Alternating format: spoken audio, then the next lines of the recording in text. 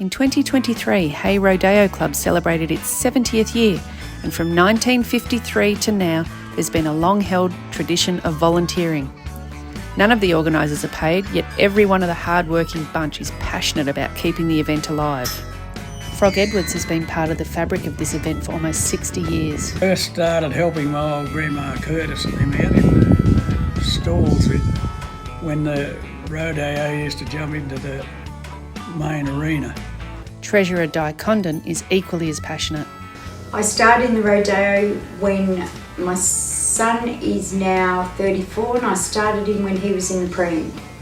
I went along to the first couple of meetings. My mother-in-law Eunice was the secretary at the time, and I went along, and the meetings used to be at the back of the Highway Inn Hotel. Family plays a huge part of Hay Rodeo. Buff Curtis is one of the club's youngest presidents, following in the footsteps of his father, Pickles, who also served in the club's top spot. It's true that busy people are involved in everything, and we even had trouble making a time to catch up with Buff for an interview. Some volunteers man the gates, others organise the supplies, but everyone on this committee pulls together. I've been to Macca's and arranged, so we've got spare meat coming up. We've got to go and pick stuff up from Harrison's on Friday and put it out in your cool room, please. So I've got a good president, and that's the biggest thing. The whole committee pulls in. Frog and Di say it's easy to volunteer when it's something you love, but why do they do it? Oh, because I love it, and I love the atmosphere and all the crowd.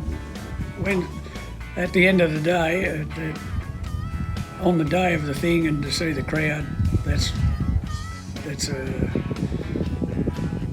suppose it's the grand final of everything, and to see the crowd, that makes it worthwhile why I volunteer. They gave me a life membership a few years ago, which I really didn't want, only because I don't do it for that.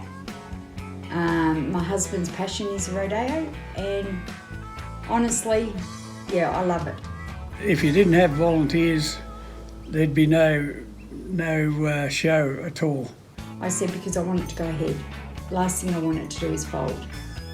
No, and that's just the way it is. Every year I say, this is it.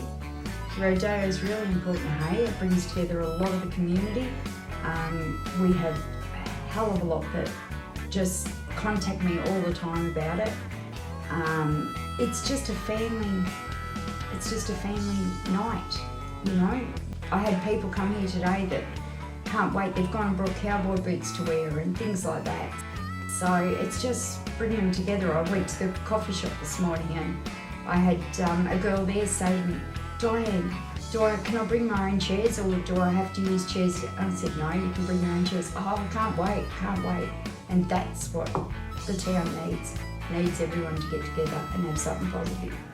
And what about the future of Hay Rodeo? As the volunteers age gracefully, who will fill their big boots and make sure our kids get to enjoy the dusty action? I remember the last time I was pulling the chute gates open.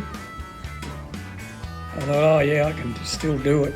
And anyway, I wasn't realising that I was getting too slow, and this bull came back at me, and because there's only me and the clowns left in the yard. And of course, he put me up onto the side of the chute, and he hit the clown and shot him straight out over the top of the cow, the bull. Landed on his feet and carried on with what he was doing. But yeah, I ended up with quite a few bruises and that, and then you better give this away. You're getting too old. So I got my grandson doing it now. He's 23. So we tip our hats to the humble volunteers who've worked tirelessly over the past 70 years. Here's cheers to the next 7 decades of bucking action.